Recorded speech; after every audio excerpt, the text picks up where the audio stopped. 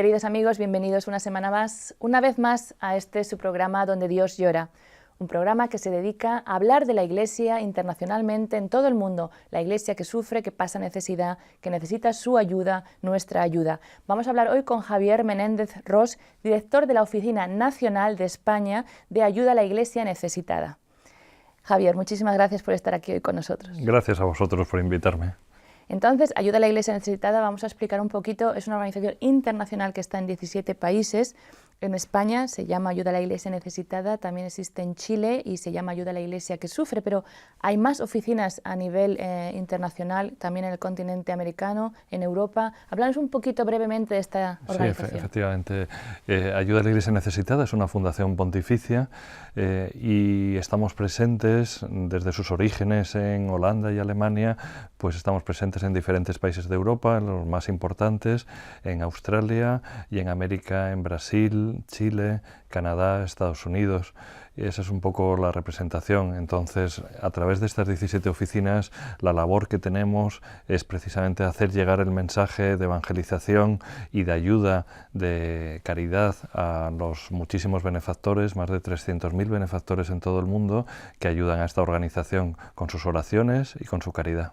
Luego profundizaremos un poquito más en todo esto, pero yo decía que íbamos a hablar hoy del título del programa, Donde Dios llora, porque Donde Dios llora está muy cercano a un título del fundador justo de esta organización, del padre Berenfried van Straten, que escribió un libro que se llamaba Dios llora en la tierra. Uh-huh. Sí, es un libro que la verdad es que ha hecho muchísimo bien.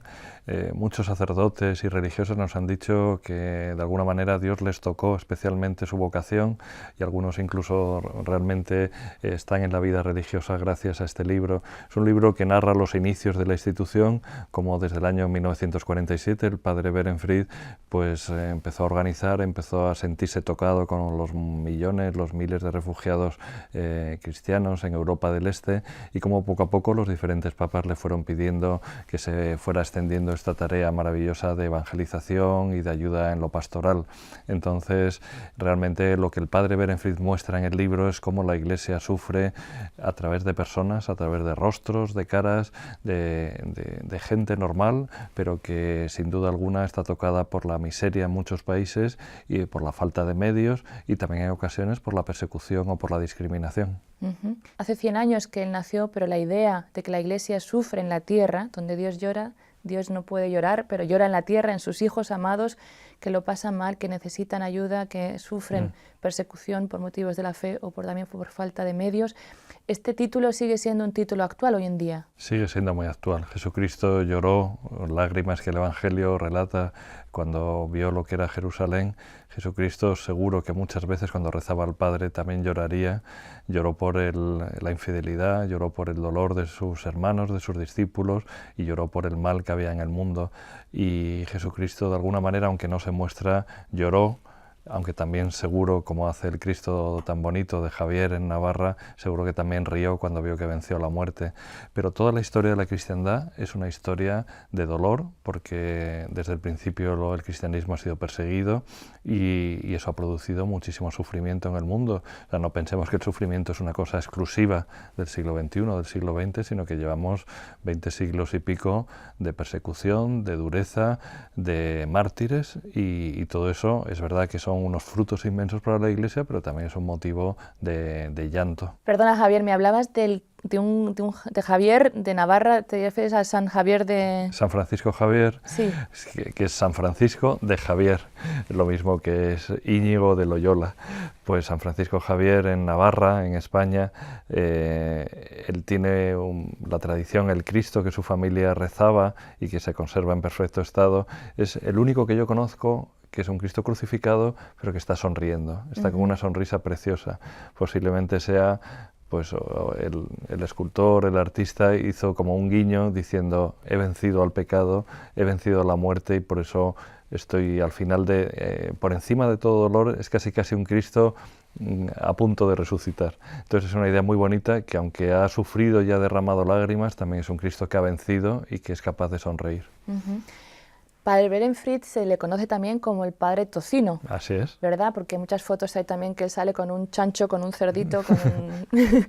Entonces, ¿por qué se relaciona con el padre Tocino? Yo sé la historia, pero a lo mejor a nuestros amigos les gusta escucharla. ¿Por qué se le llama padre Tocino? Sí, bueno, los más malintencionados dicen que es porque estaba muy gordito, pero vamos, no es tanto por eso, sino porque realmente una de las primeras formas de caridad que pidió a habitantes de Bélgica, de Holanda, de la propia Alemania, fue que dieran comida para los refugiados alemanes en los países del este, y lo que a la gente le salió, porque en ese momento era el tipo de comida que tenían, era suministrar bacon, y entonces, bueno, pues ese tocino, ese bacon y tal, pues que lo recibió por lo visto a las puertas y tal, lo repartió y empezó enseguida a ser popularmente conocido por ese nombre, que bueno, mucha gente le recuerda, y por otra parte, como en castellano es bastante difícil de pronunciar su nombre, Padre Berenfried van Straten, pues la gente Padre Tocino y todo el mundo lo entiende.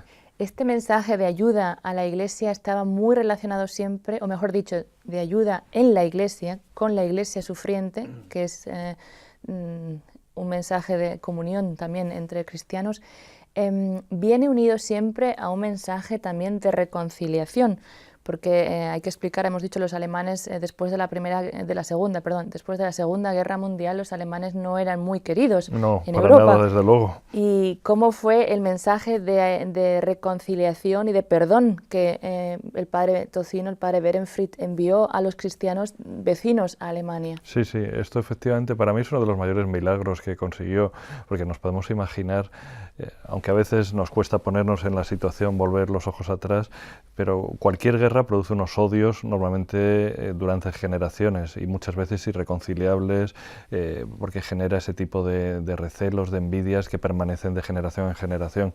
Y sin embargo el padre Berenfried lo primero que hizo fue pedir caridad para personas que, bueno, muchas de ellas no tendrían nada que ver y también eran víctimas de la guerra, porque no hay que pensar que todo el mundo, los ciudadanos normales, se involucraron en la guerra, pero sí o no, pero en cualquier caso pide la caridad para los perdedores de la guerra y se produce un milagro, y es que la gente, por encima de todos los odios, por encima de las muertes en sus familias, por encima de las desgracias, de las penurias, fue capaz de verdad de sentirse tocado en su corazón y fue capaz de empezar este puente auténtico de caridad que luego, gracias al Espíritu Santo, daría lugar a toda esta organización maravillosa que es Ayuda a la Iglesia Necesitada. Estamos hablando, pues eso, de las necesidades básicas, pero todo esto está muy unido siempre a una ayuda muy pastoral, muy a las estructuras de la Iglesia. Vamos a hablar también quizá brevemente de esta idea que sigue también siendo uno de los focos de los pilares de la organización. Evidentemente, el padre Berenfried detectó que junto con la necesidad material, él decía que no se puede evangelizar a alguien con el estómago vacío, y entonces lo primero de todo fue intentar llenar los estómagos, pero luego el alma necesita llenarse de Dios, y entonces vio esta necesidad de evangelización y creó una cosa preciosa que se llamó un ejército de sacerdotes, que les llamaban los sacerdotes de la mochila, cuyo único equipaje pues era eso, una simple mochila en la cual llevaban lo básico pues para celebrar misa, para celebrar los sacramentos, la extrema unción y cualquier otro sacramento, y estos sacerdotes fueron realmente discípulos diseminados por diferentes países de Europa del Este, haciendo una atención personalizada. Esto fue una cosa preciosa. Otro ejemplo fue lo que se llamó los camiones capilla, que también por toda Europa, o los barcos capilla por el Volga, por Rusia, por aquella URSS que entonces estaba en condiciones dificilísimas de evangelización. Pues todas estas iniciativas era la idea de acercar a la gente y de darle de cubrir esa necesidad espiritual que todo hombre tiene. Javier, vamos a hacer una pequeña pausa, vamos a enseñar a nuestros amigos un documental sobre la vida del padre Berenfried, un breve documental que hemos preparado con motivo de este centenario. Soy un sacerdote premonstratense. Tengo 85 años y rara vez estoy en mi monasterio. Y es que ya son 51 años yendo de un lado a otro, visitando todos los países del mundo cuya iglesia y habitantes estén necesitados, o bien andando a la búsqueda de personas dispuestas a ayudarme a aliviar esta necesidad. En memoria del padre Berenfried. Era entonces cuando inició su actividad, en el año 1947. Se preocupaba por los alemanes que habían sido expulsados de Europa Central y Oriental.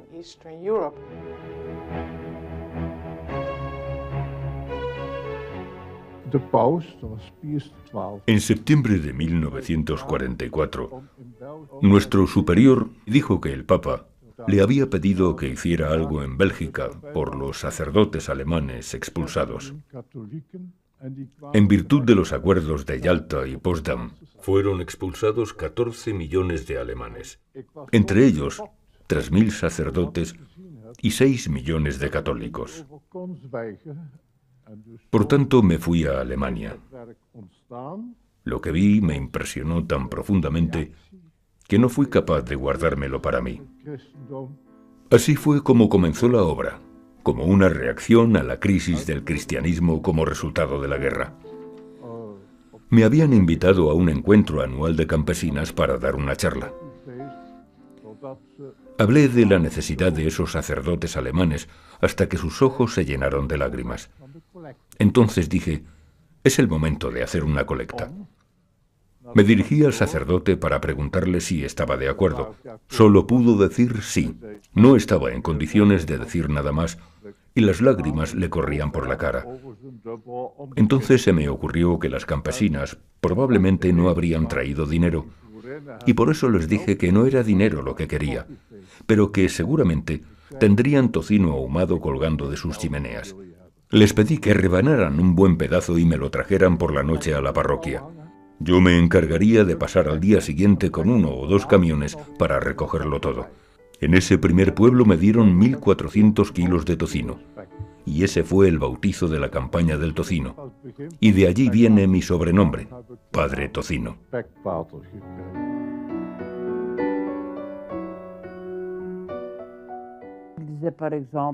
Así, por ejemplo, decía que necesitaba 150 vehículos para los sacerdotes de la mochila. Todo el mundo opinaba que estaba loco con lo que costaban 150 coches. A pesar de todo, él siempre conseguía lo que se proponía.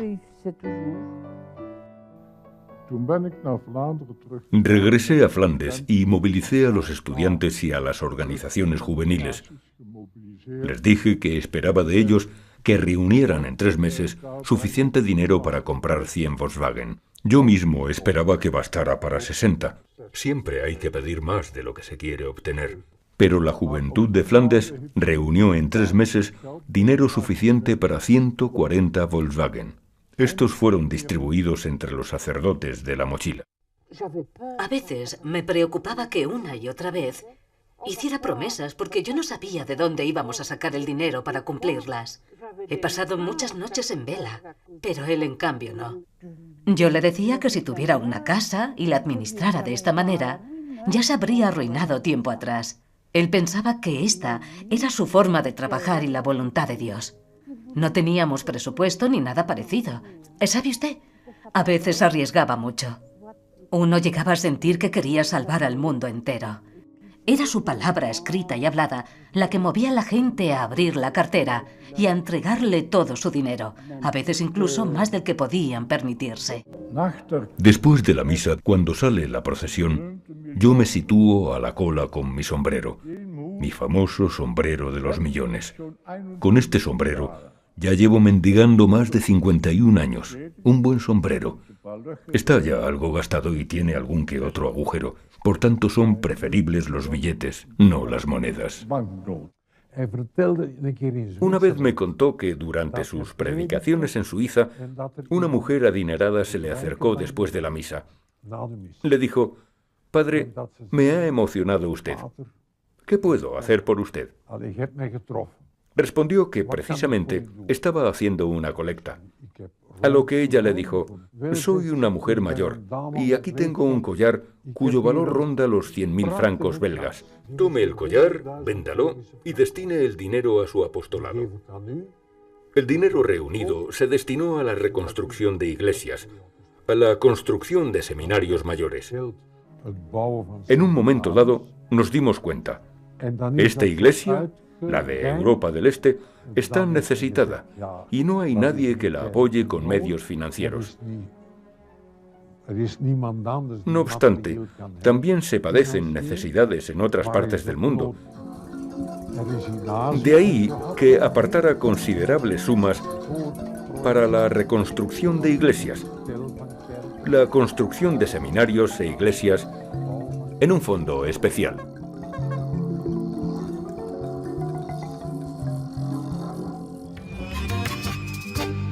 Queridos amigos, bienvenidos de vuelta a su programa Donde Dios llora. Aquí estamos hablando del padre Tocino, el padre Berenfried, del título de nuestro programa Donde Dios llora. Está con nosotros Javier Menéndez Ros. Javier, muchas gracias. De vuelta hemos visto este pequeño documental sobre el padre Berenfried.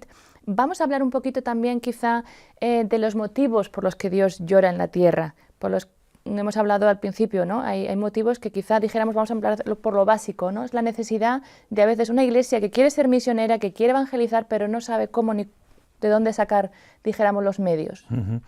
Evidentemente, en el mundo todos sabemos que hay una gran desigualdad, que hay muchas injusticias, entre ellas el reparto no equitativo de los bienes, y ciertamente esto afecta a la Iglesia. La Iglesia es en muchos países, la Iglesia católica es una minoría que no solo vive en dificultades materiales, que ciertamente las tiene en muchas partes del mundo, ignoradas también por nosotros, los hermanos que vivimos en países más desarrollados, sino que también tiene necesidades de auténtica apoyo moral y apoyo espiritual, porque en muchos países está discriminada y en otros países está auténticamente perseguida. Entonces todo esto hace que necesitemos pedir la caridad de la gente y pedir el apoyo espiritual.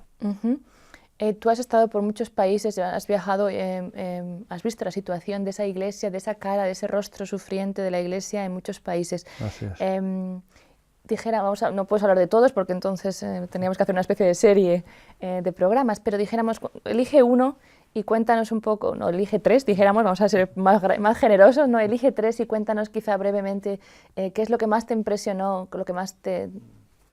Quizás empezaría por el primero que pude visitar hace 6 años, que fue Irak, un país que entonces, lo mismo que ahora, desgraciadamente la situación ha cambiado mucho, en el cual cerca de 1.600.000 católicos que había cuando cayó Saddam Hussein en el año 2003, pues ahora se calcula que hay menos de 400.000. Entonces es un país donde los católicos están sistemáticamente perseguidos, tienen que huir o al norte del país, al Kurdistán, estar en campos de refugiados, habiendo perdido las familias pues sus colegios, sus trabajos, toda posibilidad de futuro. Y en el Kurdistán se quedan los que no tienen otros medios, pero muchos de ellos han tenido que irse refugiados. Por ejemplo, mucha gente no sabe que Siria, uno de los países que ha sufrido tantísimo, pues muchos católicos iraquíes están en Siria y en países limítrofes, y otros consiguen irse a países más desarrollados. Ese dinero lo mandan a las familias que quedan y realmente viven en una situación de sufrimiento tremenda. Irak me sorprendió muchísimo porque es la primera vez, claro, que vi a pie de calle las armas, los atentados, las medidas de control, de vigilancia, y no son medidas artificiales, sino que son medidas causadas porque hay secuestros, hay asesinatos, hay bombas, y todo eso para presionar a los cristianos para que huyan del país. Al-Qaeda está presente de una manera muy importante que el gobierno no logra atajar del todo, y la presión sobre los católicos es tremenda. Entonces llega un momento determinado en que dices, oye, pues si mi vida está en juego, pues a lo mejor debería irme del país. Los obispos hacen un llamamiento muy importante para que los católicos permanezcan en esta tierra, que mucha gente no sabe, que es tierra auténticamente bíblica, es del Antiguo Testamento, es la Mesopotamia. Por ejemplo, Mosul es Nínive, pues la Nínive que todos conocemos del Antiguo, claro, y realmente es una tierra que fue cristiana, entonces es una tierra con una tradición y una historia cristiana fortísima, y que desde luego, lo mismo que Tierra Santa, sería una pena dejar que desapareciera el cristianismo de allí. Este país me impactó muchísimo. Algún otro país, pues bueno, la verdad es que hay tantos. Por estar cerca de Europa, de la Europa en la que vivimos algunos de nosotros, me impactó también mucho Bosnia y Herzegovina, un país que sufrió esa terrible guerra entre los años 1992 al 95, esa guerra entre serbios, croatas y bosnios musulmanes, donde los católicos, que son una auténtica minoría en la Bosnia musulmana, sufrieron muchísimo. No solo los musulmanes fueron masacrados, sino que también los católicos sufrieron allí muchísimo, sufrieron auténticas matanzas, destrucciones de iglesias que pude ver con mis ojos y que actualmente están en un nivel de discriminación muy grande. Es un país, yo diría que con un nivel de tristeza, con un nivel de pobreza, donde los estudiantes lo único que quieren es salir de este país a otros y donde el cristianismo no ha podido volver por sus orígenes y permanecer allí. Es un país también muy impactante. Y bueno, la verdad es que hay tantos, pero vamos, recientemente he estado en Bangladesh y este es un país donde los católicos es una presencia no de discriminación ni de persecución, pero es una presencia de una iglesia muy pobre, una iglesia en minoría. Es un país mayoritariamente musulmán. Sí, hay 170 millones de habitantes y el 90% son musulmanes, católicos apenas un 0,5%, entonces es un país realmente donde el cristiano tiene una presencia muy bonita, porque lo mismo que en muchos países, que es la presencia de la caridad, es la presencia también de la educación, a través de colegios, a través de lo que llaman hostels, que son sitios para que los niños puedan vivir y ser educados, a través de dispensarios médicos, a través de estar con los más pobres y dando atención mayoritariamente al pueblo musulmán. Pero es lo que hace la Iglesia en todos sitios, que es la caridad sin mirar a quién. Y bueno, esta presencia, que además es una presencia alegre, es una presencia optimista, es una presencia muy positiva, nos ha impactado mucho a todos los que hemos estado en Bangladesh. Esto te iba a preguntar porque a veces ves el rostro sufriente, un rostro lleno de lágrimas, pero ese rostro de la Iglesia muchas veces de repente como que cambia, ¿no? Y me imagino que es como un rostro realmente que lleva a uno a dar gracias a Dios al mismo tiempo por la felicidad que se ve. Efectivamente. Es que si lo pensamos, Jesucristo vino a traer alegría.